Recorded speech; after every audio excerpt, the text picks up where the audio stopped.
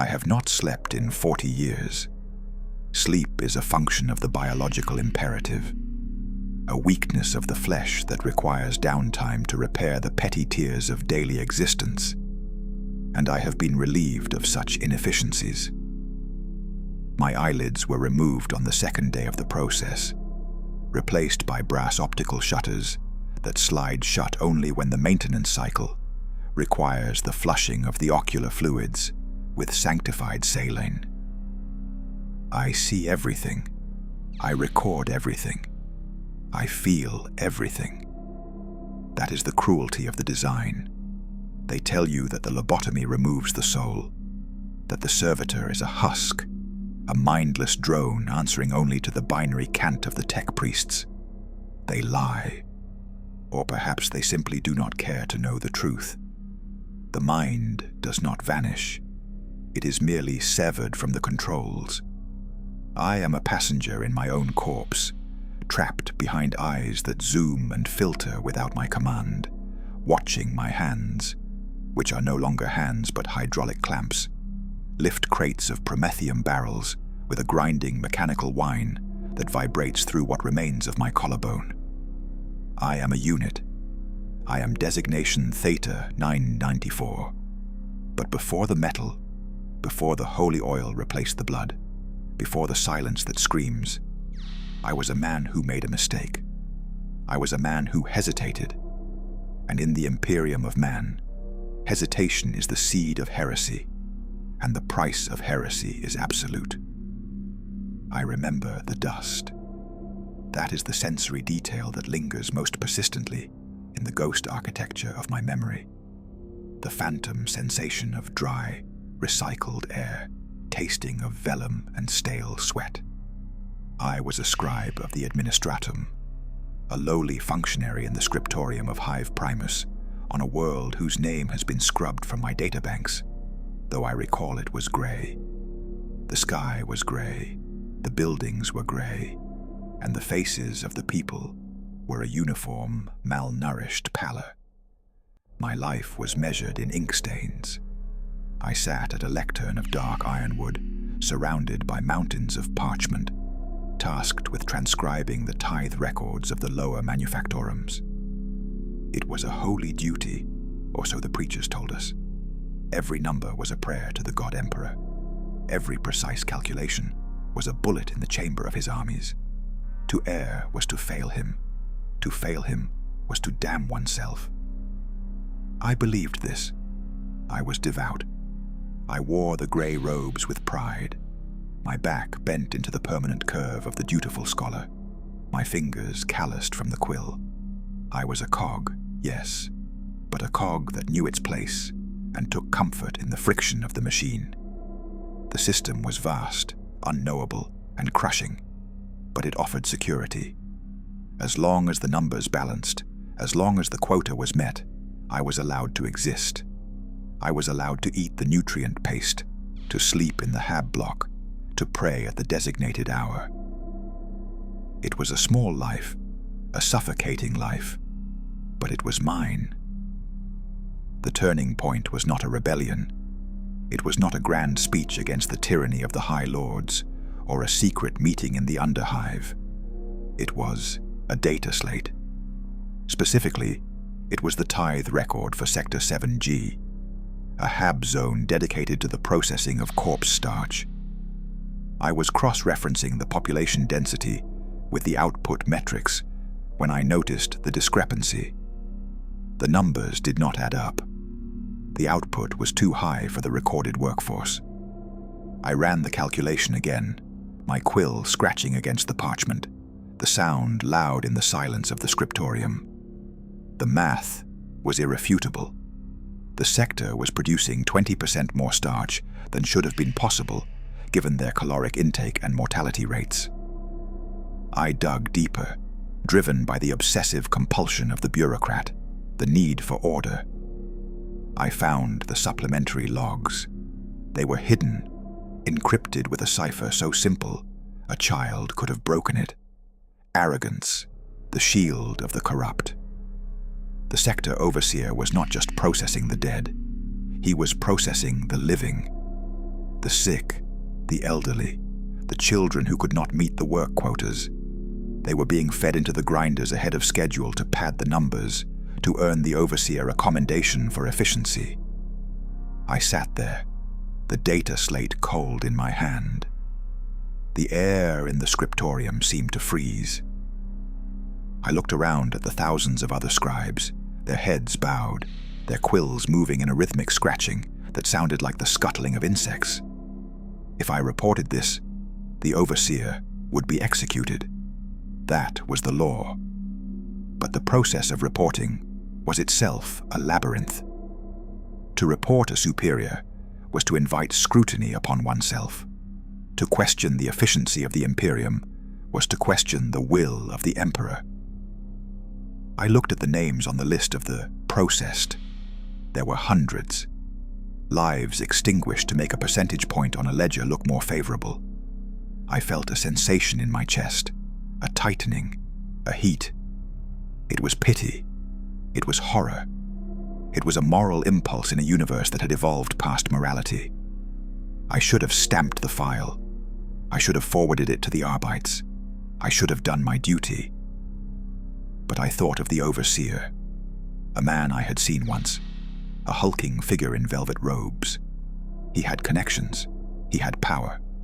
If I reported him and the report was lost, or ignored, or intercepted, I would be the one in the grinder.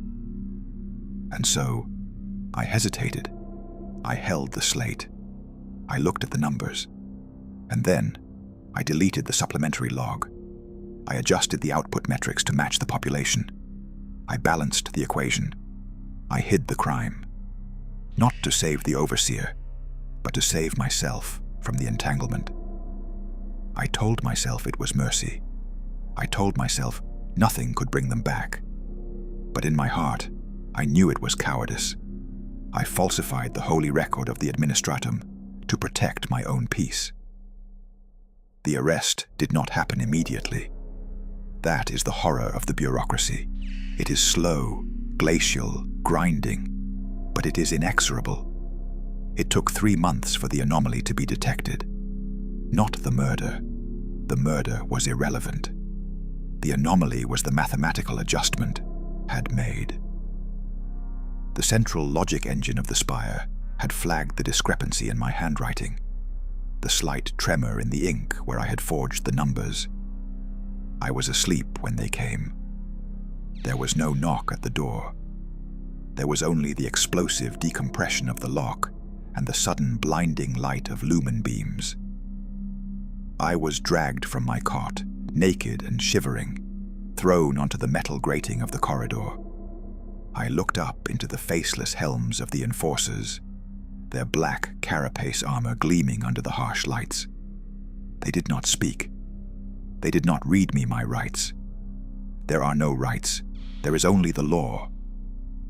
A shock maul struck my kidneys, collapsing me into a ball of agony. The pain was absolute, a white-hot spike that shattered my reality. I was hauled upright, my arms wrenched behind my back until the shoulders popped.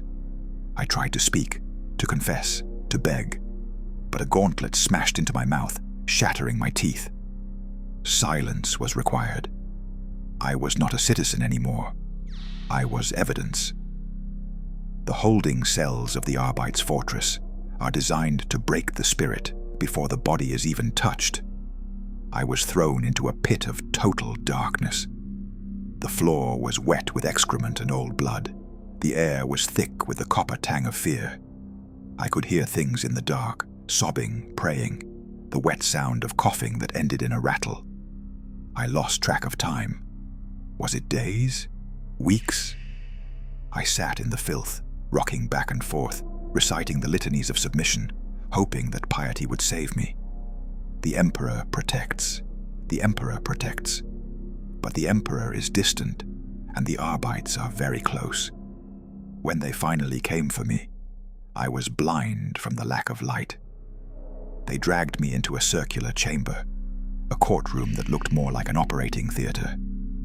The judge was a high magos of the Mechanicus, half man, half machine, suspended from the ceiling by a web of mechadendrites.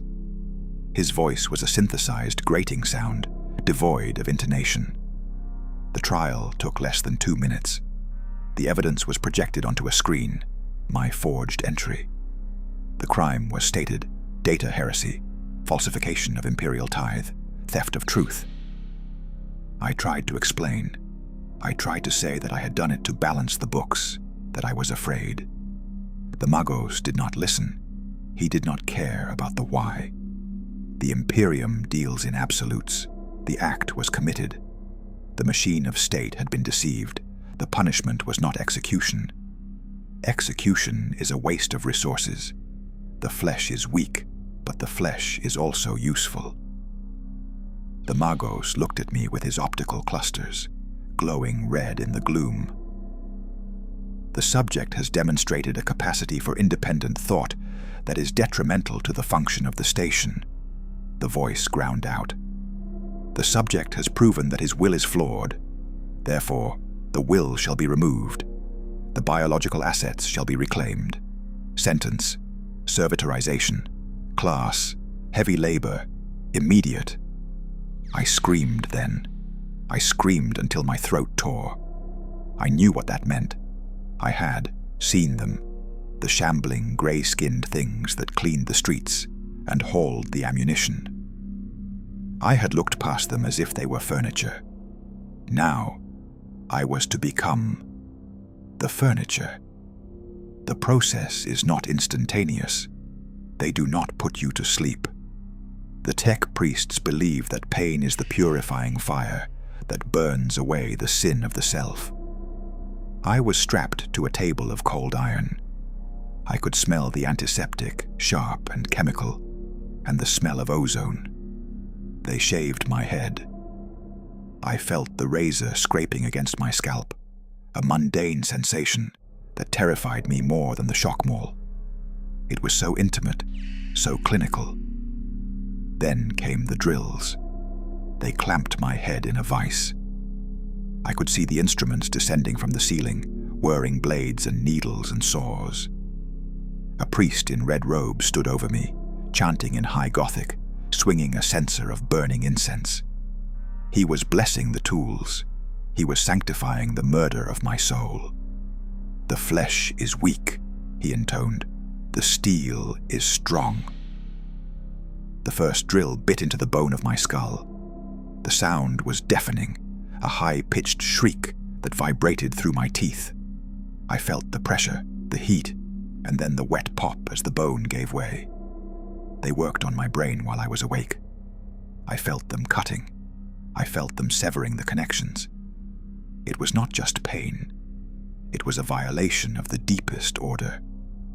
I felt my memories being partitioned, locked away behind firewalls of code. I felt my personality, my fears, my loves, my very name being compressed and shoved into a dark corner of my mind. They took my left arm first. I watched as the chainsaw severed it at the shoulder. I saw my own blood spray across the white tiles, bright and arterial. I did not scream then. I could not. They had already severed the vocal cords, replacing my throat with a vox grill that would only ever speak in binary code.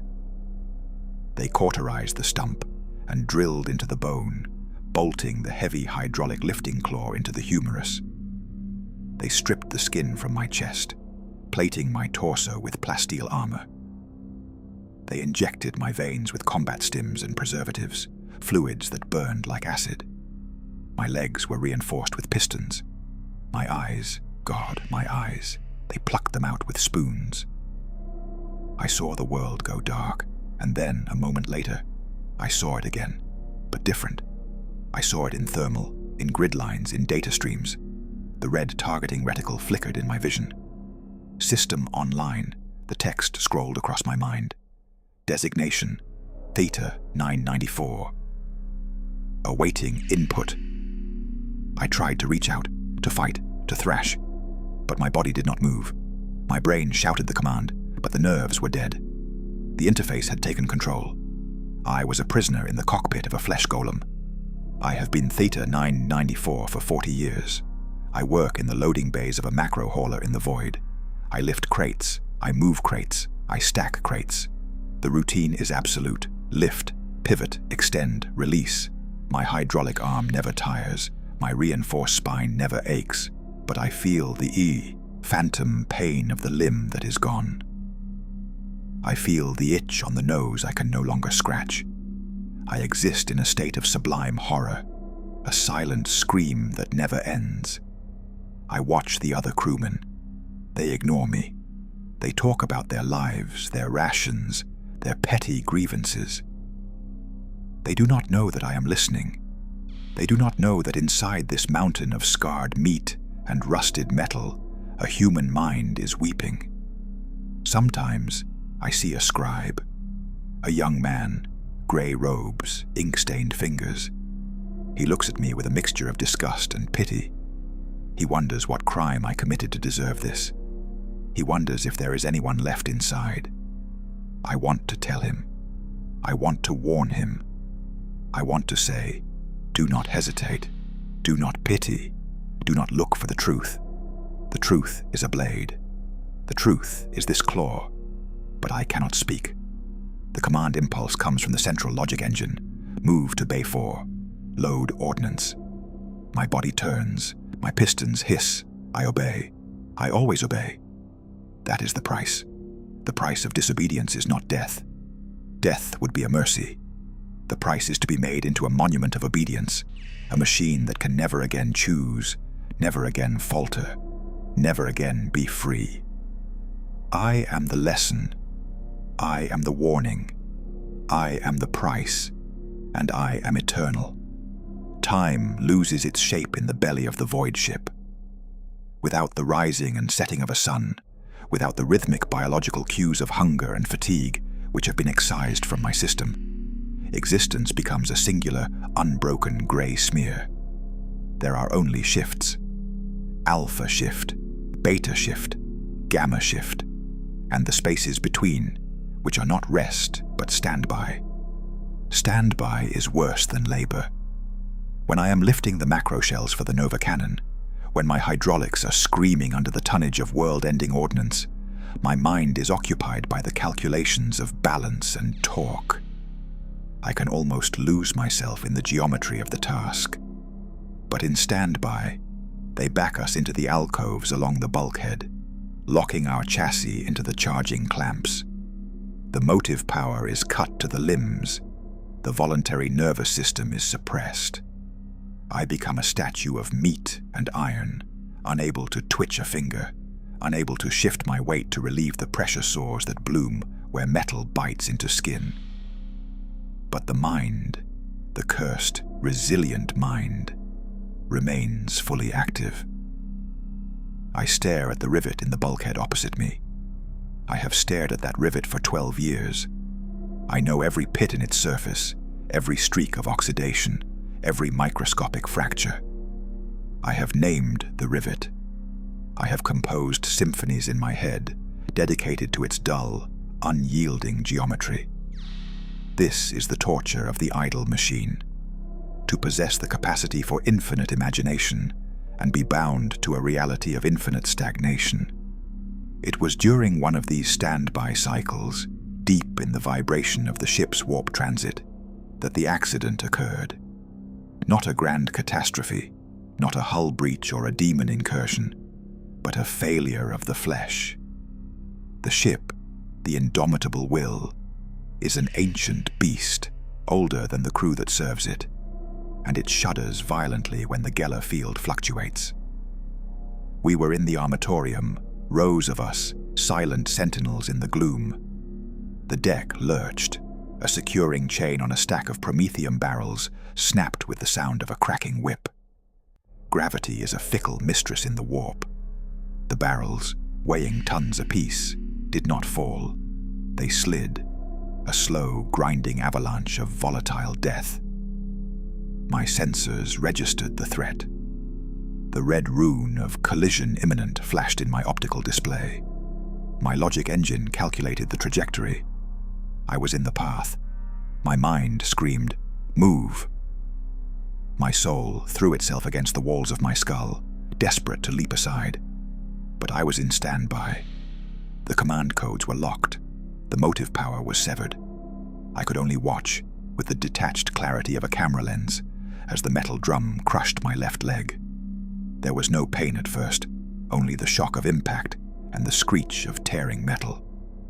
The sensory dampeners in my lower extremities are robust, designed to filter out the agony of marching for weeks without rest.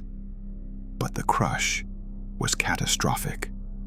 It shattered the reinforced tibia, buckled the piston housing, and pulped the remaining biological muscle of the thigh. Then, the dampeners failed. The feedback loop shorted out. The pain arrived not as a sensation, but as a color, a blinding, chaotic violet that drowned out the world. I did not scream.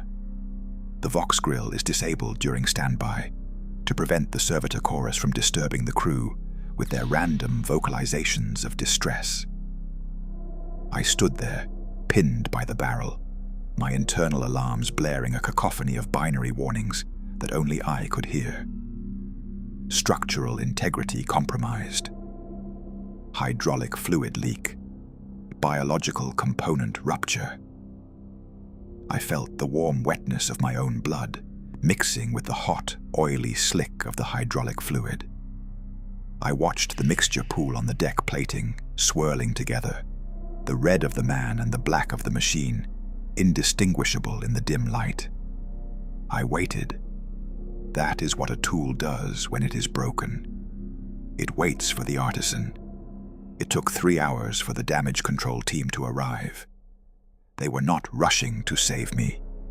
They were rushing to secure the Prometheum. I was collateral damage, an obstruction to be cleared. An engine seer, a junior member of the cult Mechanicus, oversaw the operation. He was young, his augmentation still minimal, perhaps only a few mechadendrites and a respirator unit. He looked at me with the cold, assessing gaze one might bestow upon a broken toaster. Unit Theta 994 has sustained critical mobility damage, he intoned, speaking into a recorder skull that hovered at his shoulder. Biological components are unsalvageable in the lower left quadrant. Hydraulics are fouled. Recommend scrapping. My heart, the organic heart that still beats frantically in my chest, hammered against my ribs. Scrapping. I knew what that meant. The furnace, the recycling of the metal, the incineration of the flesh, the final end. A wave of terror washed over me, so potent it almost overrode the pain. I did not want to die. Even this hell was existence. Even this nightmare was my nightmare. The instinct to survive is a cruel parasite that clings to the host long after life has become unbearable. Negative, came the voice of a senior tech priest, stepping from the shadows. He was a terrifying figure, more brass than flesh, his robes heavy with the grease of centuries. He carried a jagged power axe, the symbol of his station. The hull capabilities are currently under strength. We are 3 units down in this sector. Patch it. Bypass the ruined biology. Weld the strut directly to the hip coupling. But Magos, the younger one argued, the necrosis, the gangrene risk. The flesh is temporary, the Magos rasped, his voice a grinding static. The machine endures. Cauterize the rot. Bless the join. Return it to service within the hour. The Emperor's ammunition does not load itself. They did not take me to the apothecarian. That place is for the crew, for the humans. They repaired me where I stood, pinned against the bulkhead. They used a monomolecular cutter to slice away the crushed barrel. Then, they turned their attention to my leg. I watched, forced to watch by my unblinking shutters, as the engine seer brought out a plasma torch. There was no anesthetic. Anesthetic is a waste of resources for a servitor. The pain signals are just data, after all. Errant code to be ignored. He cut away the ruined meat of my thigh. I could smell it. the rich, sweet stench of roasting pork. It was the smell of my own body cooking. I felt the heat sear the edges of the wound, boiling the blood in my veins. The agony was absolute, a white-hot universe where nothing else existed. I tried to retreat into the memory of the scriptorium, the smell of paper, the dust, but the fire dragged me back. They stripped the flesh down to the bone, then cut the bone away. They shoved a rough iron pylon into the socket of my hip, hammering it into place with a kinetic mallet. Every strike shuddered through my spine, rattling my teeth. Then came the welding. They welded the replacement piston directly to the charred stump of my pelvis. The smell of ozone mixed with the smell of burned meat. Through it all, the engine seer hummed. He hummed a binary cant, a rhythmic buzzing tune that was likely a prayer to the motive force. He was lost in his work, finding a holy satisfaction in the repair of the mechanism. He did not see me. He saw a broken circuit that he was closing. He saw a leak he was plugging. At one point, his mechadendrite brushed against my face, wiping away a smear of oil from my cheek. It was a gesture that could have been tender, had it not been purely functional. "Targeting sensors are misaligned," he muttered, adjusting a screw in my neck. "Recalibrating." He looked directly into my eyes then. I saw my reflection in his augmetic lenses. I saw a monster, a pale, hairless thing with a metal jaw and eyes that glowed with a dull red hate. I wanted to scream at him. "I am here. I am inside. I can feel the fire." But my vox grill only clicked. A single drop of saline, a tear generated by the irritation of the smoke, rolled down my cheek. The engine seer paused. He reached out with a metal pincer and caught the tear. He examined it, analyzed it. "Ocular leakage," he noted. "Sealant required." He applied a dab of sealant to my tear duct, sealing it shut. I could not even weep. The machine does not weep. When the repair was finished, they reactivated my motive systems.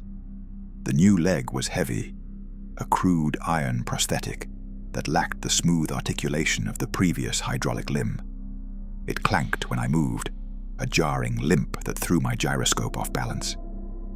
"Unit Theta 994 operational," the engine seer reported. "Efficiency reduced by 14%. Acceptable tolerances." They turned and walked away, the servo skulls trailing behind them, leaving me alone in the dark with the smell of my own burnt flesh. I stood there, testing the weight on the new iron leg. It held. I was broken, butchered, welded back together, and sealed shut. But I was functional. The order came through the neural link a moment later. Resume task: transport munitions to battery deck 4. My body turned. My new leg dragged across the deck, plating with a screech of metal on metal. Clank, drag, clank, drag. I picked up a crate. I began to walk. And as I walked, a dark, cold realization settled in the place where my soul used to be. I had feared death. I had feared the furnace. But the Magos was right. The flesh is temporary. It rots, it burns, it crushes. But the metal is eternal. They had replaced my leg with iron. Someday, my arm will fail, and they will replace that too. Then my ribs, then my spine. Piece by piece, the meat will be stripped away, cooked off, discarded, replaced by the holy purity of the machine. I will not die. I will be replaced, ship bolt by ship bolt, until there is nothing left of the scribe who loved the dust. I will become the ship. I will become the wall, and I will still be awake. I looked at the other servitors trundling in the line ahead of me. I wondered how many of them were like me. How many were ships of Theseus, their original bodies long gone, only the trapped consciousness remaining in a frame that was entirely alien. I saw a unit, designation Row 11, drop a shell casing. He was struck by an overseer with a shock prod. He twitched, picked it up, and continued. Did he feel the shame? Did he feel the anger? Or was he gone, truly gone, leaving only the echo of a man? I envy the dead. I envy the lobotomized who are truly empty. But I am not empty. I am full. I am full of the data of the ship. I am full of the manifests of death. I am full of the knowledge of how my own leg smells when it burns. The shift continued. The work continued. I walked the long corridor toward the gun decks, the sound of my iron foot, marking time in the silence. Clank, drag, a rhythm, a heartbeat, a sentence. I am. Still here. I am. Still here. The tech priests worship the machine because they believe it is pure, free from the weakness of emotion. They are wrong. The machine is not pure. The machine is a tomb. And I am the restless corpse that beats against the lid, unseen, unheard, calculating the weight of the darkness, forever. The Geller field hums. It is a sound that does not register on the decibel scale, for it is not a vibration of air, but a vibration of reality itself. To the unmodified crew, it is a subtle nausea, a shadow at the corner of the eye, a vague sense of dread that makes them quarrel and weep in their sleep. To me, it is a scream. My augmetic sensors pick up the psychic static of the warp, pressing against the bubble of real space that protects the indomitable will. I see the field fluctuations as jagged tears in the visual spectrum, bleeding purple and impossible geometries into the drab gray of the cargo deck. I feel the demons scratching at the hull. They whisper to the machine spirit of the ship, and because I am part of that spirit, they whisper to me. They offer freedom. They offer a release from the code. Let us in. They hiss in a language that tastes like spoiled milk. We will give you back your voice. But I do not listen. I cannot listen. The firewall of the lobotomite protocol is absolute. It filters the whispers into static, categorizing them as background radiation level 4. I observe the madness of the Imperium as a stream of data points, terrifying only in its implication, not its immediate effect. This is the paradox of my existence. I am shielded from the horror of the soul by the horror of the surgery. We are 3 weeks into the transit. The ship is a sealed ecosystem of fear. The air recyclers are straining to filter out the pheromones of panic that sweat from the pores of 20,000 crewmen. The humidity is high, slicking the bulkheads with a condensation that smells of copper and despair. My task cycle has shifted. I am no longer moving munitions. The new iron leg, with its clanking, uneven gait, was deemed inefficient for the delicate work of handling warheads. I have been reassigned to Sanitation and Reclamation, Sector 7 Omicron. This is the underdeck, the bowels. It is where the waste of the city ship flows, where the vermin breed, and where the forgotten things go to die. It is a place of darkness so absolute that even my low-light filters struggle to resolve the shapes of the pipes and conduits that twist like the intestines of a leviathan. I walk the grid. Clank, drag, splash. The fluid on the deck reaches my shins. It is a slurry of engine coolant, sewage, and corpse starch runoff. My sensors analyze the chemical composition. Toxicity 85%. Fatal to unaugmented life within minutes. To me, it is merely a corrosive agent that requires me to purge my hydraulic seals every 4 hours. I am not alone in the dark. There are other things down here. Cherubim, those vat-grown winged mockeries of infants, flit through the rafters, carrying purity seals and censure scrolls. They are lobotomized too, their minds scrubbed clean and replaced with simple subroutines of observation and chanting. They ignore me. I ignore them. We are ghosts haunting the same graveyard. But there are also the Hullghasts, mutants, crewmen who fled the light and devolved in the radiation-soaked dark. I see them sometimes, pale shapes scuttling away from the heavy tread of my iron foot. They know what I am. They know I am a killing machine if the protocols are activated. They fear the red glow of my eyes. I feel a strange kinship with them. They are the discards of the biological imperative. I am the discard of the technological one. We are both the refuse of the Imperium, hiding in the dark to avoid the incinerator. My objective is a blockage in the tertiary waste disposal sluice. The logic engine in my cortex guides me through the labyrinth. Turn left at junction Delta 9. Descend ladder. Caution, structural instability. I reach the sluice. It is a massive valve, rusted shut, encrusted with decades of filth. The blockage is organic. A mass of something soft and rotting has clogged the intake. My directive is simple: clear, purge, report.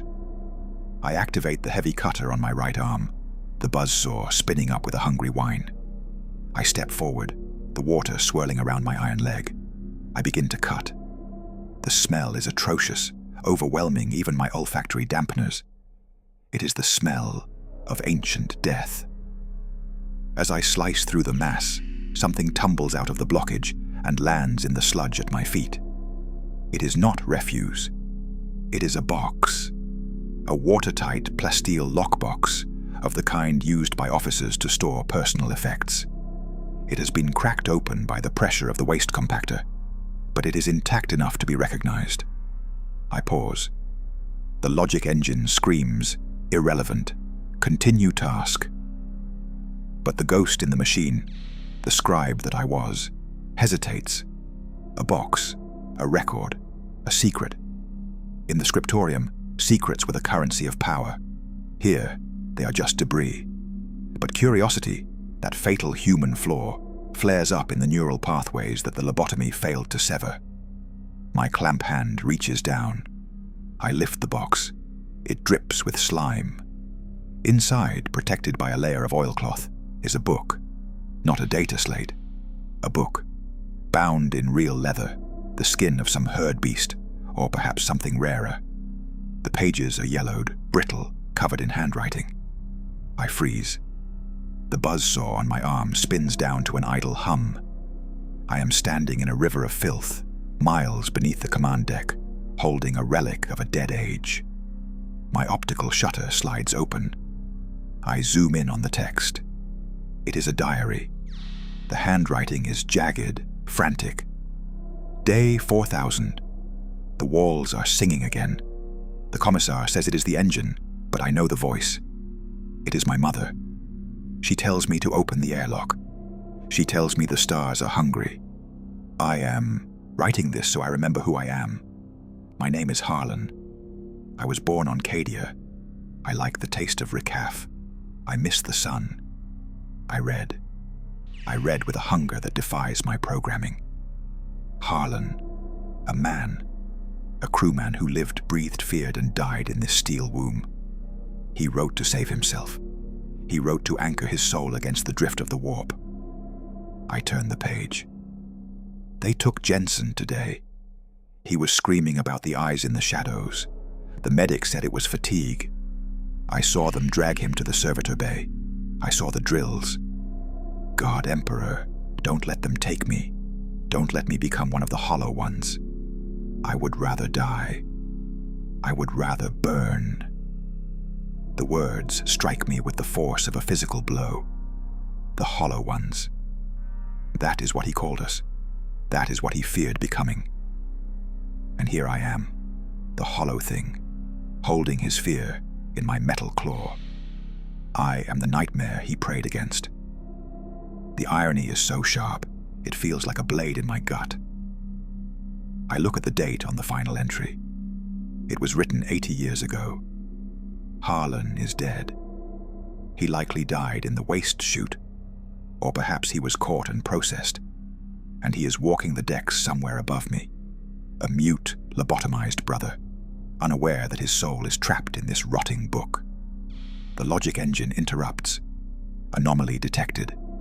Unauthorized material.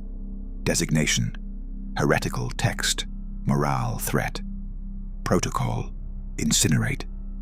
The command is a burning pressure in my skull. Burn it, destroy it. It is waste, it is a distraction, it is not efficient. The machine wants purity, the machine wants silence. But the man wants to remember. I hold the book. The pages are damp now, the ink starting to run. If I destroy this, Harlan dies a second death. His memory, his fear, his defiance, it all vanishes into the entropy of the universe. The Imperium is a machine that runs on the blood of its people, but it is lubricated by their forgetfulness. We are taught that history is a straight line leading to the Golden Throne, but history is actually a pile of corpses that we are told to ignore. This book is a single bone in that pile. My internal temperature rises. The conflict between the biological will and the cybernetic command creates a feedback loop. Warning, logic cascade, compliance required. My arm twitches. The heavy flamer unit mounted on my shoulder primes itself. I do not want to do this. I want to hide the book.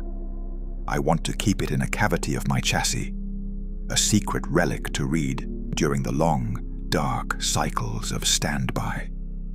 I want to carry Harlan with me. I want to be a library of the forgotten. Compliance required. 5, 4, 3. The countdown flashes in my vision. If I reach 0 and do not act, the failsafe will trigger. It will override my motor cortex completely. It will flag me for maintenance. They will open my skull again. They will see the glitch. They will scrape away the last of the scribe. I look at the book one last time. I miss the sun. I miss it too, Harlan. I miss the grey sun of my homeworld. I miss the dust. 2, 1. My hand opens. The book falls. It splashes into the toxic sludge. Before it can sink, my shoulder unit fires. A gout of promethium flame roars into the darkness. The heat is sudden and intense, turning the steam into scalding fog. The book catches instantly. The leather curls. The paper blackens. The words, Cadia, Recaf, Mother, turn to ash in a heartbeat. I watch it burn. I record the combustion efficiency. I monitor the thermal output. Task complete, the logic engine chimes. Obstruction cleared. Resume patrol. I stand there for a long time after the fire dies. There is nothing left but a smudge of carbon on the surface of the waste stream, quickly washed away by the flow. Harlan is gone. I have erased him. I have served the ship. I have served the Emperor. I feel a sensation in my chest, a heaviness that has nothing to do with gravity. It is the weight of betrayal. I am not just a victim of this system. I am its accomplice. Every time I obey, I hammer another nail into the coffin of humanity. I am the boot stamping on the human face, forever. And the worst part, the part that makes the horror sublime, is that I understand why. Order must be maintained. The ship must fly. If everyone remembered Harlan, if everyone stopped to mourn the dead, the gears would grind to a halt. The engine would die. The Geller field would fail. The demons would get in. We destroy our humanity to save our species. It is a transaction, a trade. But as I turn to leave, dragging my iron leg through the dark, I realize something. I did not burn the memory. I burned the paper. But the data, the image of the text, the words I read, they are stored. I have recorded them. They are in my databanks now, encrypted under a file labeled Waste Disposal Log 774. I can see them. I can read them again. I have stolen Harlan from the fire. I have hidden him inside the monster. It is a tiny rebellion, a microscopic act of heresy. It changes nothing. The ship sails on, but as I walk, I recite the words internally, a new litany to replace the binary cant. My name is Harlan. I was born on Cadia. I miss the sun. My name is Theta 994. I was born in a scriptorium. I miss the dust. We are the same. We are the ghosts in the walls, and we are still here. I resume the patrol. The darkness of the underdeck stretches out before me, endless and suffocating. The hull ghasts chitter in the distance. The Geller field screams its silent song. I clank forward, a single spark of memory burning in a mountain of cold iron. I am a tomb, yes, but even a tomb holds a truth, if you know how to read the inscriptions. And I have an eternity to read. I walk, clank, drag. The rhythm is a funeral march, but it is also a heartbeat. I am. I am. I am. The red light of the emergency klaxon is not a warning. It is a command frequency. It pulses through the optic nerve, bypassing the conscious mind entirely, triggering the dormant combat subroutines that are etched into the base of every servitor's brain stem. I am in the sludge of Sector 7 Omicron, still processing the phantom memory of Harlan's diary, when the ship screams. It is a physical sound, the groaning of metal under torsion, but the klaxon is a digital shriek. Alert. Alert. Mutiny in Hab Block Delta. Containment required. All heavy industrial units, mobilize. The word mobilize hits my nervous system like a galvanic shock. The melancholy of the underdeck is instantly cauterized. My body snaps to attention, the servos in my spine whining in protest.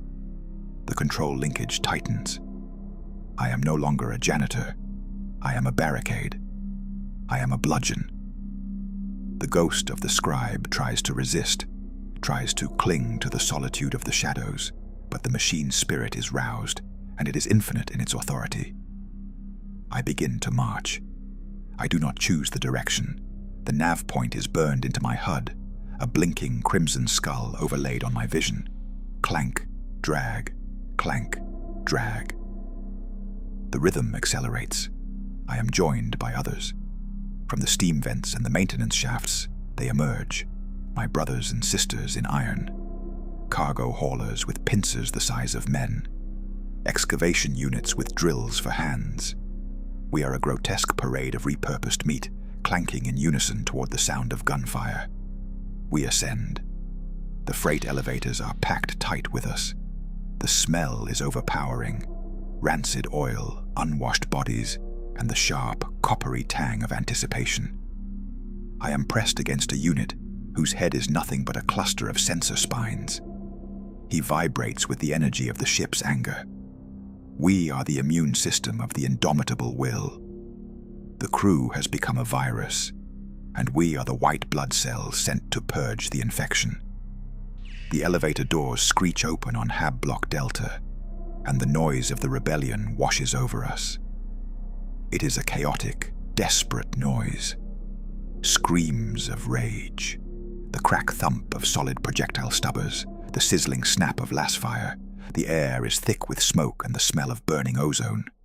Through the haze, I see them, the mutineers. They are not warriors of chaos. They are not alien horrors. They are the crew. They are men and women in ragged void suits, their faces gaunt from malnutrition, their eyes wild with the madness that comes from staring too long into the warp. They have barricaded the corridor with overturned bunks and crates of rations. They are shouting about the star gods and the light beyond the hull. They are broken. They are disobeying. And for that, they must be erased. Behind us, the Skitari deploy. The soldiers of the machine god. They are terrifying in their uniformity, their red robes flowing around cybernetic limbs, their galvanic rifles humming with lethal charge. But they do not advance first. We do. Protocol. Ablative shielding, the logic engine dictates. Advance. Absorb fire. Clear obstruction. I step out of the elevator. A bullet strikes my chest plating. Ping. It ricochets harmlessly. Another hits my iron leg. Clang. I feel the impacts as data, points. Kinetic energy, 400 joules. Armor integrity, 99%. The scribe inside me wants to flinch. He wants to curl into a ball and weep. He remembers being a man who feared pain. But Theta 994 does not flinch. Theta 994 walks, clank, drag. I am a wall of plasteel and dead nerve endings. I see a woman on top of the barricade. She is holding a heavy wrench. She looks at me, and for a second, I see the recognition in her eyes. She sees the human face stretched over the metal skull. She sees the monster. She screams, "Join us! Break the chains!" Target identified. Agitator. My HUD flashes. Threat level, minimal. Action, neutralize. "No!" I scream in the silence of my mind. "I hear you. I want to join you." But my arm rises. The hydraulic claw designed for crushing promethium barrels opens with a hiss. I do not slow down. I crash into the barricade. The wood splinters. The metal crates shriek as they are shoved aside by my tonnage. The woman swings the wrench. It strikes my shoulder, jarring a sensor cluster. Damage, negligible. My claw snaps forward. It is not a graceful strike. It is an industrial accident weaponized. I catch her by the waist. I feel the fragile resistance of bone and gristle. The logic engine calculates the pressure required to incapacitate. It applies the pressure. There is a wet crunch. The screaming stops. Obstruction cleared. I toss the body aside like a sack of grain. It hits the bulkhead with a dull thud. I do not look back. I cannot look back. The line advances. The Skitari behind me open fire, their radium carbines spitting green death over my shoulders. The mutineers fall in droves, their bodies riddled with radiation poisoning before they even hit the floor. It is a slaughter. It is a harvest. And I am the thresher. We push deeper into the hab block. The floor becomes slick with blood.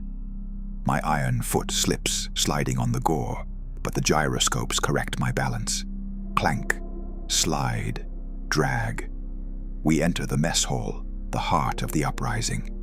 Hundreds of crewmen are huddled here, armed with shivs and table legs. They are starving. They are terrified. They are chanting a prayer to gods that do not care. When they see us, the wall of servitors, their chanting turns to wailing. They know there is no mercy in the machine. A machine does not negotiate. A machine does not pity. A man charges me. He is young, barely more than a boy. He holds a jagged piece of metal. He is crying. He runs straight at me, driven by the suicide of hopelessness. He stabs the metal into the cabling of my midsection. I feel the sharp intrusion, a spark of pain as a secondary fluid line is severed. Warning, coolant leak. My programming reacts defensively. My free hand, the one that is still vaguely human, though reinforced with steel tendons, lashes out. It is a backhand blow, meant to clear space. It connects with his skull. I feel the impact vibrate up my arm. His head snaps back at an impossible angle. He falls. He does not move. I stand over him. The battle rages around me, but my optical shutters zoom in on his face. He looks like the scribe I saw weeks ago.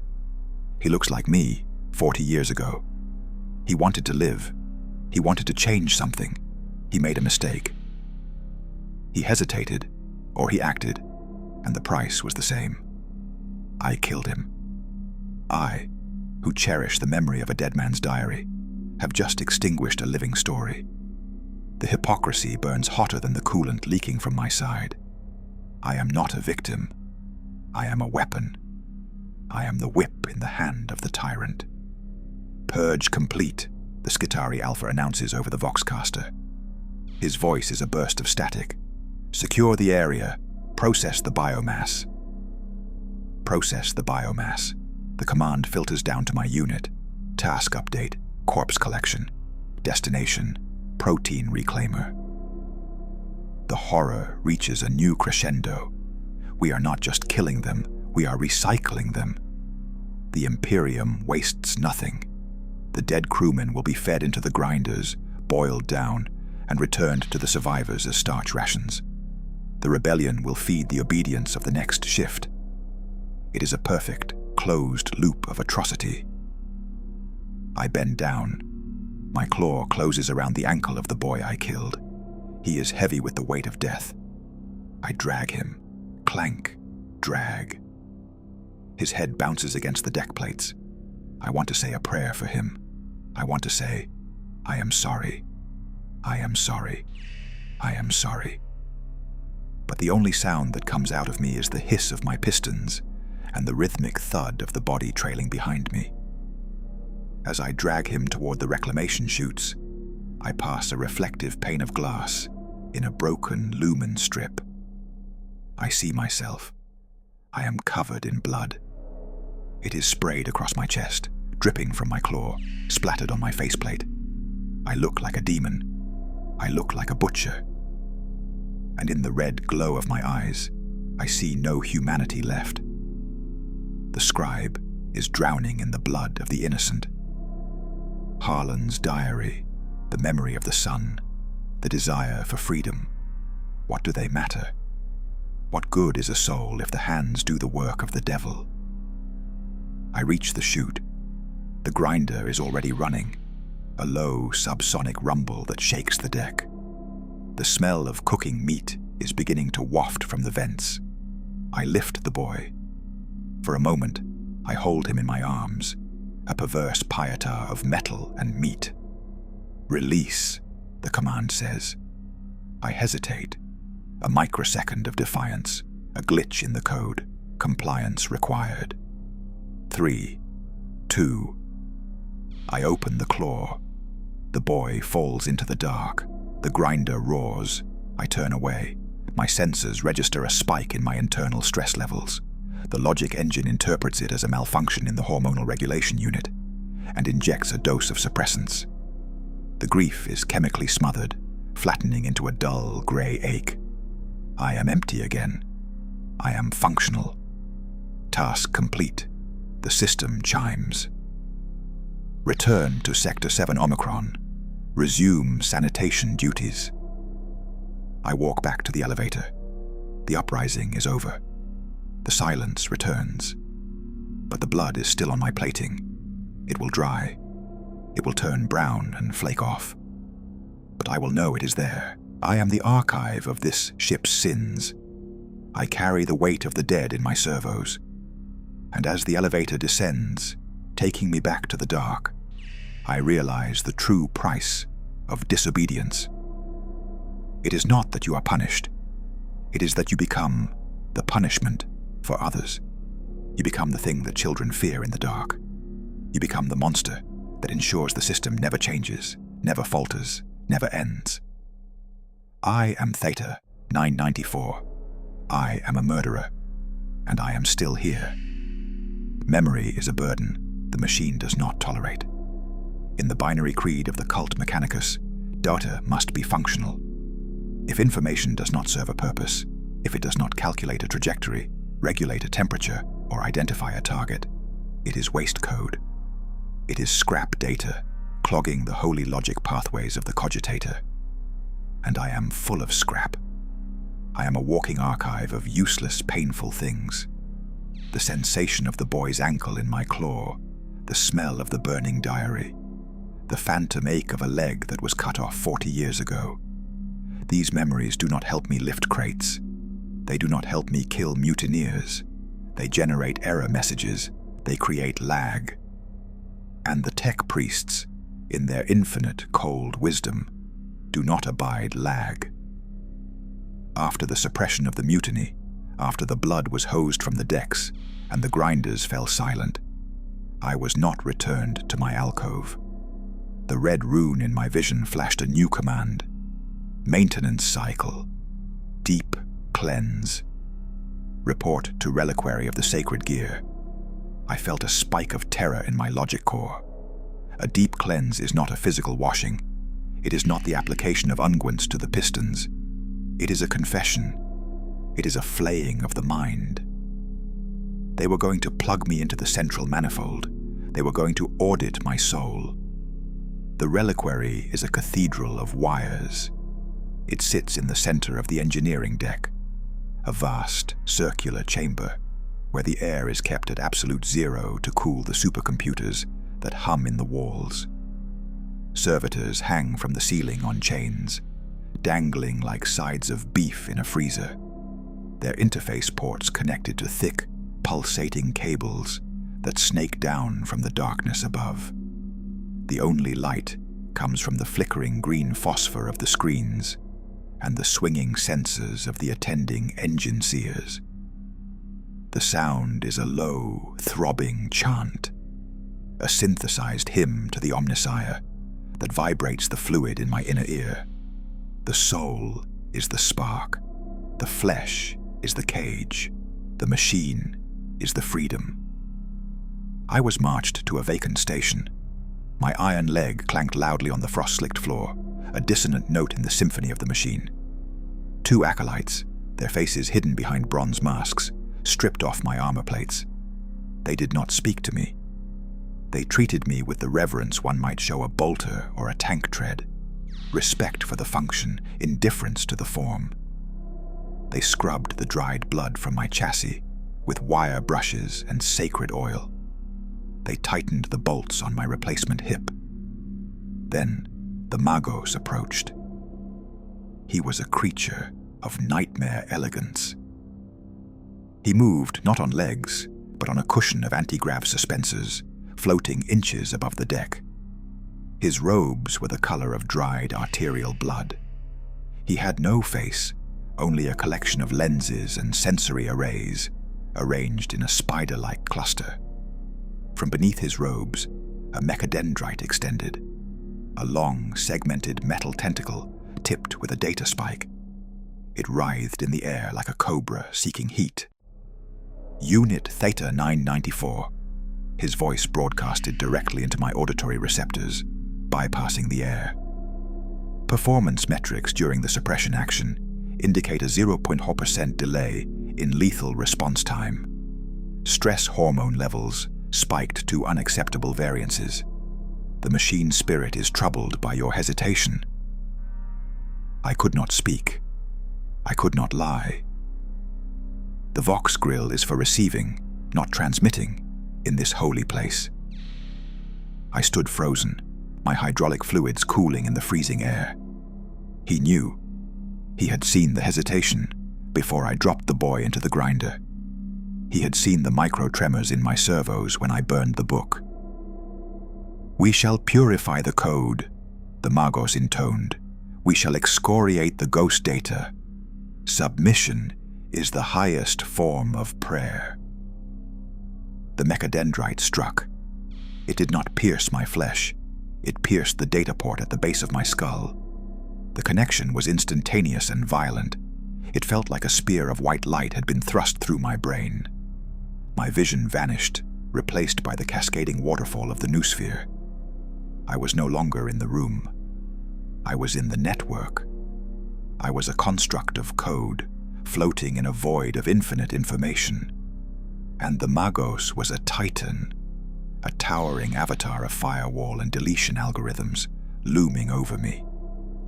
He began to sift through my mind. I felt his presence rummaging through my memories, like a thief tossing a room. He bypassed the motor control subroutines. He ignored the targeting data. He went straight for the anomalies. He found the memory of the mutiny. He watched it play back, the boy's face, the tears, the plea for mercy. Inefficient, the Magos thought voice boomed in the digital space. Emotion detected. Pity is a flaw. Delete.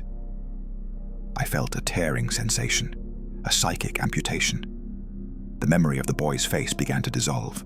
It pixelated, turning into static. I tried to hold on to it. I tried to scream in the code, "No, it is all I have. It is my sin. Let me keep my sin. But you cannot fight the admin privileges of a Magos." The face vanished. The guilt remained. The heavy, sickening feeling of the act. But the image of the victim was gone. I knew I had killed him, but I could no longer remember what he looked like. Was he blonde, dark-haired? Did he have scars? It was gone. I had killed a blur. The tragedy was compounded by the erasing of the witness. The Magos moved deeper.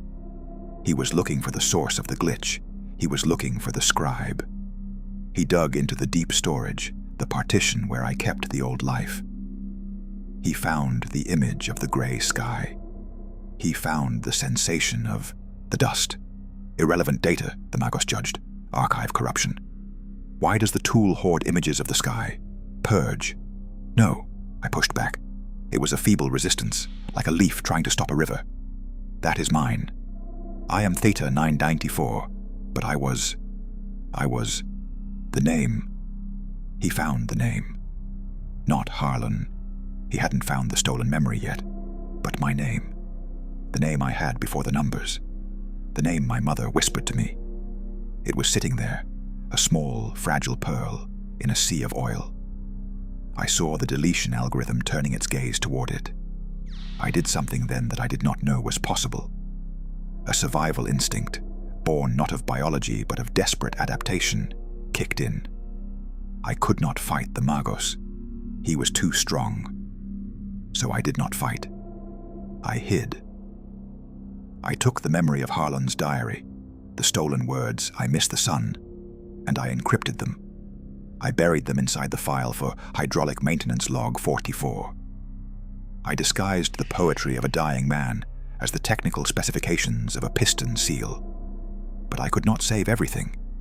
To save Harlan, to save the external truth, I had to sacrifice the internal one. I had to let go of the pearl. Purge, the command thundered. The name dissolved. My name. The sound of it, the shape of the letters, the feeling of identity attached to it. It evaporated into binary mist.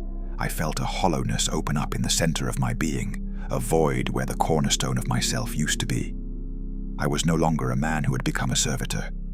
I was a servitor who used to be something. Someone. The link was severed. The anchor was cut.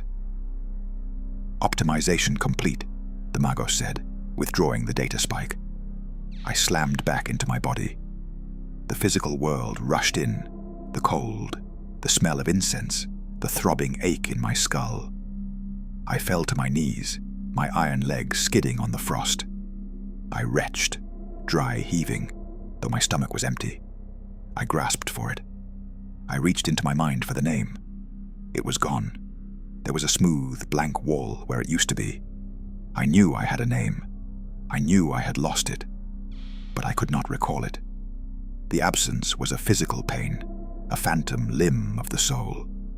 Unit Theta 994, the Magos said, hovering over me. Diagnostic checks green. The error has been corrected. You are pure. You are ready to serve. He turned and floated away, moving on to the next hanging slab of meat. I remained on my knees. My internal display flickered. System rebooting. Logic pathways rerouted. Efficiency increased. I checked the hidden file. Hydraulic maintenance log 44. I opened it. My name is Harlan. I was born on Cadia. I missed the sun. It was there. I had saved the stranger. But I had lost myself. I was a tomb for another man's ghost, while my own ghost had been exorcised. I stood up. Clank. The sound was the same. The body was the same. But the silence inside was louder. I had bartered my identity for a diary entry. Was it worth it? The logic engine offered no answer. There is no variable for worth in the calculus of the Mechanicus. There is only function. I was redeployed immediately. The ship does not rest, and neither do its components. I was sent to the engine deck. The radiation there is high. The life expectancy of a crewman is measured in months. For a servitor, it is measured in years. The heat is oppressive, a wall of thermal pressure that radiates from the fusion reactors. I walked through the blast doors, my sensors adjusting to the blinding glare of the plasma coils. I took my station at a coolant valve. My task was simple. Turn the wheel when the pressure gauge hits red. Stop when it hits green. Repeat, repeat, forever. I stood there, The heat washed over me. I watched the gauge. Red. I turned the wheel. My servos whined. Green. I stopped. I thought of Harlan. I recited his words. I missed the sun. It was my only prayer. It was the only thing that distinguished me from the piston I was operating. I wondered if Harlan had a mother. I wondered if he had a name he loved. I had neither. I was just Theta. Theta 994. The designation was no longer a label. It was the totality of my definition. Days turned into weeks in the reactor chamber. The radiation began to affect my organic components. My skin, what little was left of it, began to slough off in grey patches. Lesions formed on my scalp. My gums bled around the Vox grill. I did not care. The body is a suit of clothes that is slowly wearing out. But the mind is a trap. One shift, a tech priest walked past me. He was young, perhaps an initiate. He was reading a data slate, muttering about flux variances. He stopped near me to check a conduit. He looked up, his human eyes, he still had human eyes, meeting my optical shutters. He paused. He looked at the serial number stamped on my chest plate.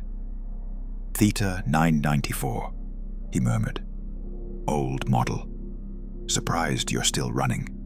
Usually, the wetware degrades by now. He reached out and tapped my chest with a metallic finger. Good machine, he said. Faithful machine. He meant it as a compliment. He was praising the toaster for not burning the bread. But the words struck a chord of such profound despair that I almost collapsed. Faithful? Yes, I was faithful. I was the perfect traitor to my own existence. I had betrayed the memory of the boy. I had betrayed my own name. I had betrayed the human race by continuing to turn the wheel that powered the ship, that carried the guns that killed the dreamers. I was the engine of my own oppression. Thank you, I wanted to scream. Kill me, I wanted to beg. But I just stood there. The gauge hit red. My hand moved. I turned the wheel. Clank. Hiss. Good machine, the initiate said again, and walked away. I watched him go. I am alone in the fire. The reactor hums a song of atomic destruction. It is a beautiful song, in a way. It promises an end. If I just stopped turning the wheel, if I just let the needle go past the red line, the pressure would build, the containment would fail, the plasma would vent. We would all be vaporized in a microsecond of glorious blinding white. No more pain, no more silence, no more forgotten names. My hand hovered over the wheel. The needle crept up. Red. Turn, the command came. I hesitated. The ghost of Harlan whispered, let it burn. The ghost of the boy whispered, save them. The ghost of me whispered, I don't know who I am. But the conditioning is stronger than the despair. The conditioning is woven into the neurons themselves. My hand tightened on the valve. I turned it. The steam hissed. The needle dropped. The ship lived. The nightmare continued. I am not a hero. I am not a rebel. I am a component. And components do not fail until they are broken. I am not broken yet. I am merely empty. And emptiness is the perfect vessel for the Emperor's will. The radiation of the engine deck is a slow solvent. It does not burn like fire. It unmakes. It unravels the double helix of the DNA in my remaining biological cells, breaking the bonds that hold the meat together. I can feel my gums receding, the soft tissue turning to grey mush against the metal of the Vox grill. My hair, what little had grown back after the surgery, has fallen out in clumps, clogging the intake of my respirator. I am dissolving inside my armor. I am a soup of necrosis, held in the shape of a man by bolts and ceramic plating. The tech priests know this. It is calculated, planned obsolescence. A servitor in the reactor core is expected to function for 5 years. I have been here for 2. I am ahead of the curve, but I can feel the downward slope. Then, the war found us. It did not begin with a siren. It began with a shudder that went deeper than the keel. The indomitable will dropped out of the warp, tearing a hole in reality to re-enter the material universe, and was immediately met with the lance strikes of the archenemy. The impact threw me against the hot piping of the coolant exchange. I felt the heat sear through my plating, cooking the skin on my back. But I did not fall.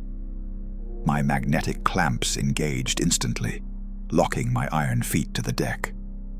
I became a statue in a shaking world. Battle stations, void shields compromised, hull integrity critical. The klaxons screamed, a rhythmic pulsing howl that synchronized with the throbbing of the red emergency lumens. The engine deck, usually a place of church-like reverence and rhythmic humming, descended into chaos. Steam pipes burst, venting superheated vapor that flayed the skin from the unaugmented bondsman. I saw a man, an oiler I had seen every day for a year, dissolve into a pink mist as a high-pressure line ruptured next to him. His scream was lost in the roar of the dying ship. I stood fast. My logic engine was flooded with error reports, a cascade of red text scrolling so fast it was a blur. Pressure drop in Sector 4. Fire in Turbine 3. Structural breach in Deck 9. I waited for the command. I am a tool. A tool does not panic. A tool waits for the hand. Unit Theta 9994. Priority override. Damage control. Seal breach at Junction Alpha 0. Immediate. The command released me. I unlocked my clamps. The deck was tilted at a 20-degree angle. The artificial gravity generators were flickering, creating pockets of weightlessness interspersed with crushing heaviness. I moved, clank, drag. I waded through the steam. I stepped over the bodies of the crew. They were obstacles, soft, leaking obstacles. I did not mourn them. There was no time for mourning. The ship was bleeding, and I was the suture. I reached the bulkhead door leading to Junction Alpha 0. It was fused shut, the metal buckled by the heat of an explosion on the other side. My HUD highlighted the cutting points. I activated my plasma cutter. The blue flame roared to life, a miniature star in my hand. I carved through the thick plasteel, the molten metal spraying over my chest. I did not feel the burns. I kicked the door in. The other side was a vision of hell. The outer hull had been pierced by a boarding torpedo. The torpedo, a jagged, spiked cylinder of black iron, had punched through 3 decks and come to rest here, in the arterial corridor of the engine room. But the breach was not sealed. The torpedo's ramp was down, and the enemy was pouring out. They were not men. They were traitors. Heretic Astartes. Giants in power armor the color of bruised meat, trimmed with brass that hurt the eyes to look at. They moved with a speed that defied their bulk, their bolters roaring with a thunderous wet sound. They were slaughtering the damage control teams. I saw Ascitarius, a soldier of the machine god, blown apart, his cybernetics scattering like confetti. My logic engine screamed, "Combat zone, threat level, extreme, retreat, retreat." But the override command was absolute, seal breach. The breach was behind the torpedo. A tear in the hull where the atmosphere was venting into the void. The automatic shutters had failed. If it was not sealed, the decompression would reach the reactor core. The ship would die. I did not have a weapon. I had a plasma cutter and a welding claw.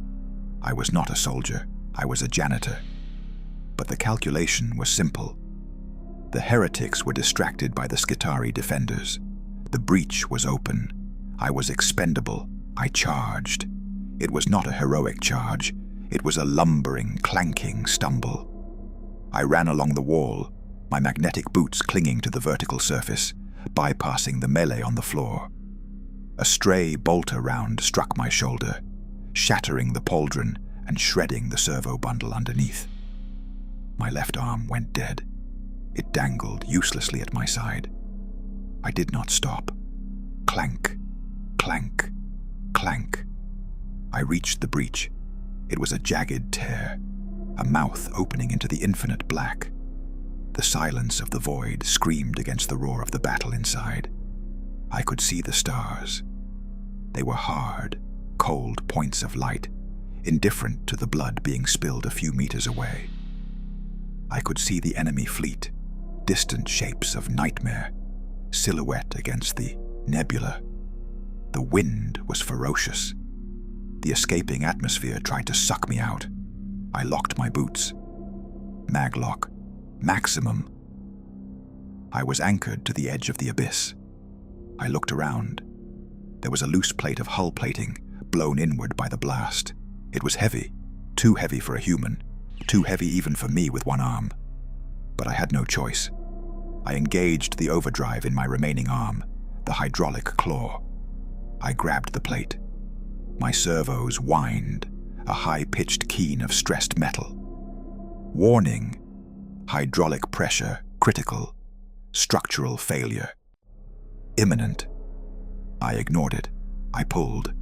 The plate groaned. I dragged it over the hole. The suction slammed it into place, trapping my claw for a second before I ripped it free, tearing the metal of my own hand. Now, the welding. I ignited the plasma cutter. I began to fuse the plate to the hull. Below me, the battle raged. I heard the wet tearing of flesh. A heretic marine looked up. He saw me.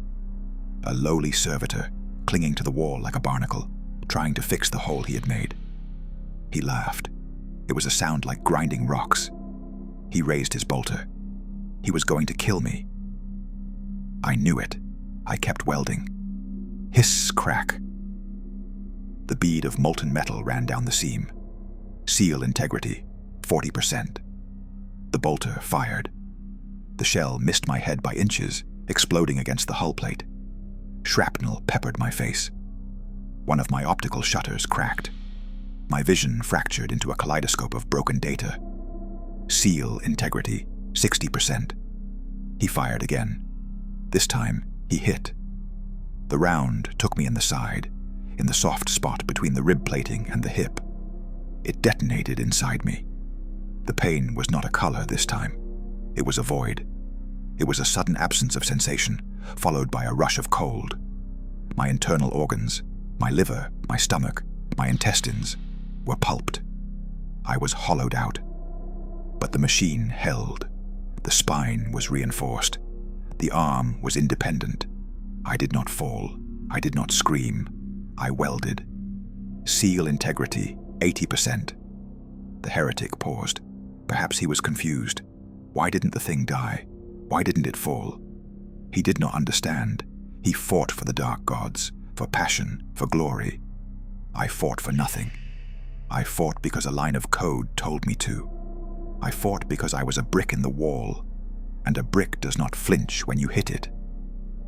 He raised his bolter for the killing shot, ideally to the head. Then, a plasma blast took him in the chest. A tech priest Dominus had arrived on the deck, his volatility cannons singing. The heretic fell. The battle shifted. I did not look down. I watched the blue flame of my cutter. It was the only light in the universe. Seal integrity, 99%. Seal integrity, 100%. A task complete. The cutter died. The silence of the vacuum was shut out. The roar of the engine room returned, muffled, distant. I hung there on the wall. My maglocks were the only thing holding me up. My legs were numb. My torso was a ruin. I looked down at the blood pooling on the ledge of the blast door. It was dark, mixed with oil and coolant. I tried to send the signal, job done, awaiting retrieval. But my internal transmitter was broken. The bolter shell had destroyed the Vox link. I was offline. I was alone. I watched the Skitarii mop up the remaining traitors. They moved with precise, lethal efficiency. They walked past the bodies of the crew. They walked past the debris. They did not look up.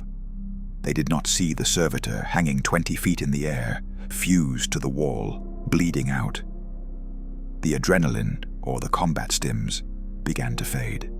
The cold crept in. Not the cold of space, but the cold of the end. My vision grayed out at the edges. The logic engine began to shut down non-essential systems to preserve power. Legs, offline. Sensors, offline. Digestive system, catastrophic failure, offline. I was dying. Truly dying this time. There would be no repair. The damage was too extensive. I was scrap.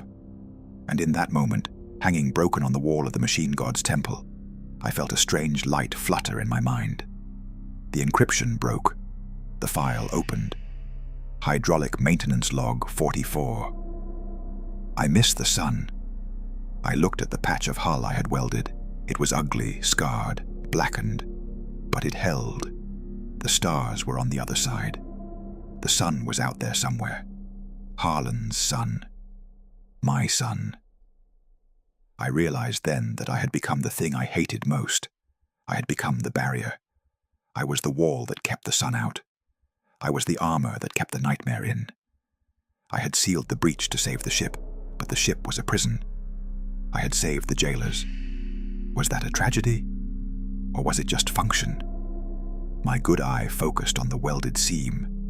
It looked like a scar on the skin of the world. I whispered, though no sound came out of my broken grill. I am the wall. The darkness rose up to meet me. It was not scary. It was soft. It was quiet. It was the only mercy the Imperium had left to give. System, stand by. System, stand by. System. I did not die. That would be too simple. The Imperium does not discard tools that can still serve as paperweights. I woke up days later. I was not in the apothecarian. I was not in the repair bay. I was in a dreadnought sarcophagus. No, I am not worthy of that honor. I was built into the wall. They had not removed me. The damage to my torso was too severe to allow for mobility. My legs were gone. My spine was severed. But my brain was still viable. My optical sensors were still sharp. So they wired me in. They stripped the rest of my body away, leaving only the head and the spinal column. And they installed me into the bulkhead of the junction I had saved. I am a door guard. I am a stationary turret. I have a heavy bolter mounted where my chest used to be. My view is fixed. I watch the corridor. I watch the crew walk past. I cannot move. I cannot sleep. I am hardwired into the ship's security grid. I am part of the architecture now. Literally. The crew ignores me. I am just a gun with a face that is half metal, half rot. Sometimes a new servitor shuffles past. Clank. Drag. He looks tired. He looks sad.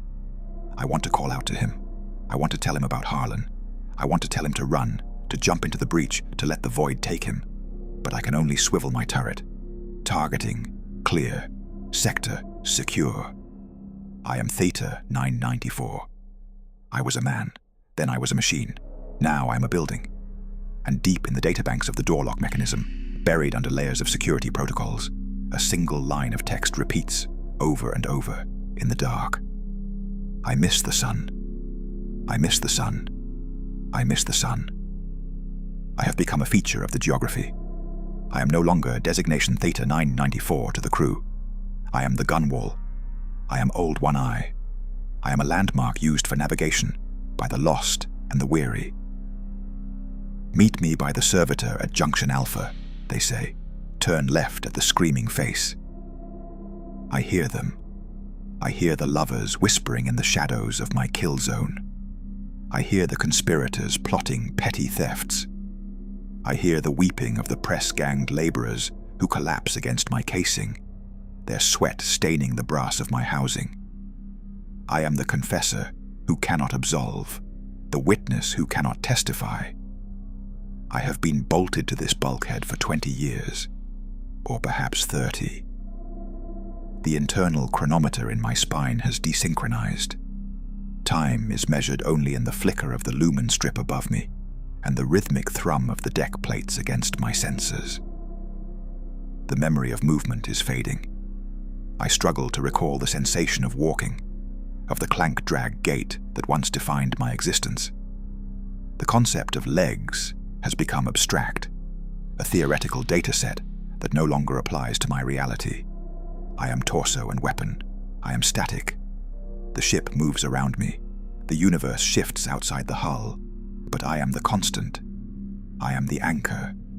In a world of chaos and warp storms, I am the terrible stability of the Imperium manifest. The crew has changed. The generation that saw me weld myself to the wall is dead. The Skitarii Alpha, who stepped over my broken body, has been recycled into components.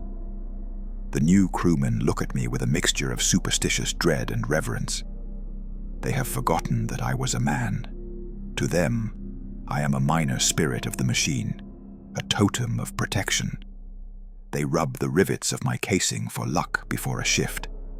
They leave offerings of grease and cogwheels at the base of my plasteel plinth. I want to scream at them. I want to tell them that there is no luck here, only the cold arithmetic of survival. I want to tell them that the face in the wall is not a guardian angel, but a prisoner of war. But my Vox grill is rusted shut, fused by the atmosphere and the neglect. I can only cycle the ammo feed of my heavy bolter. Clack, clack. It is my only language, a sound of death that they mistake for a blessing. The file, hydraulic maintenance log 44, is corrupting. The data rot is setting in.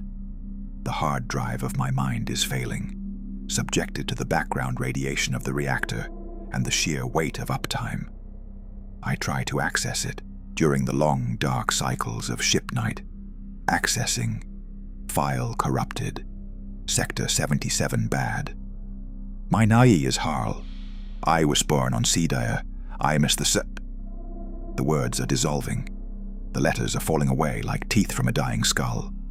Harlan is dying a third death. First the man, then the book, and now the data. Soon, I will not remember the sun. I will not remember the dust. I will not remember that I was ever anything other than this gun.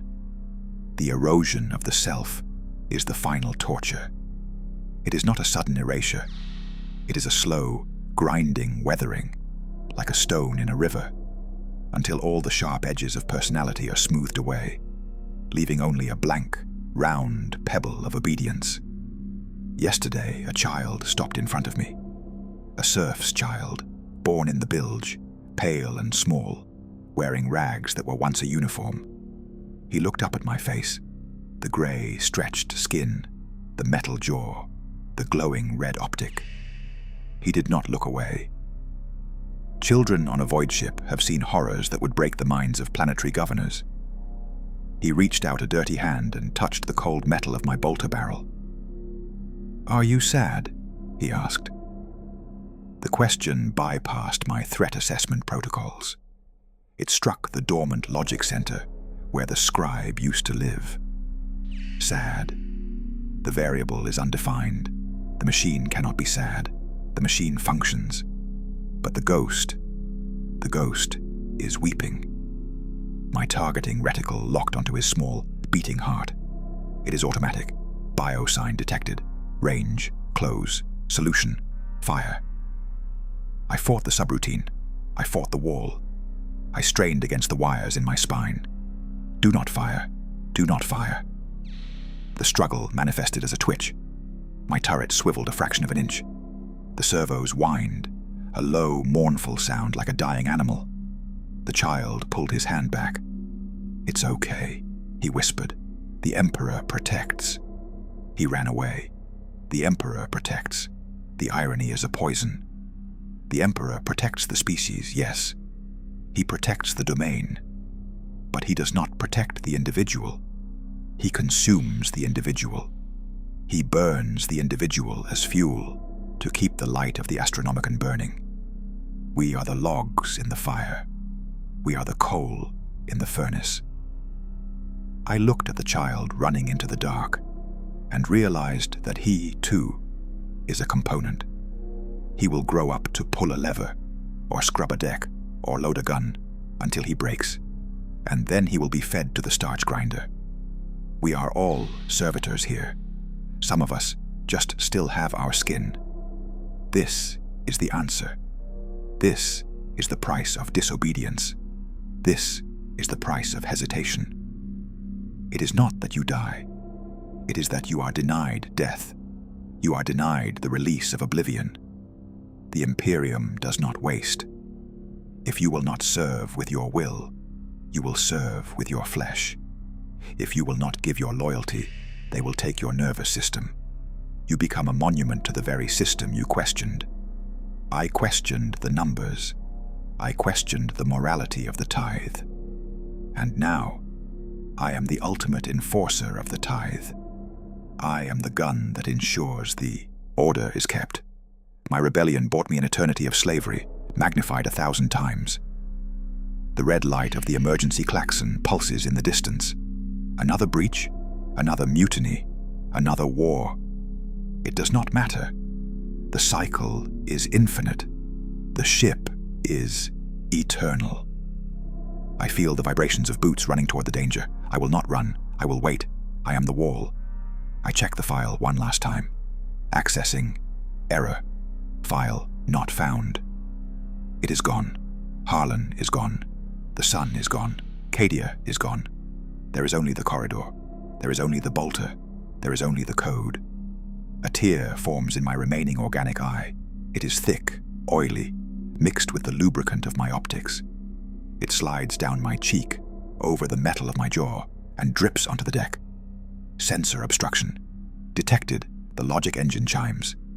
Activate cleaning cycle. My eyelid shutters slide shut. They slide open. The tear is wiped away. The vision is clear. The redness of the world is absolute. I am Theta 994. I am ready to fire. And I am still here.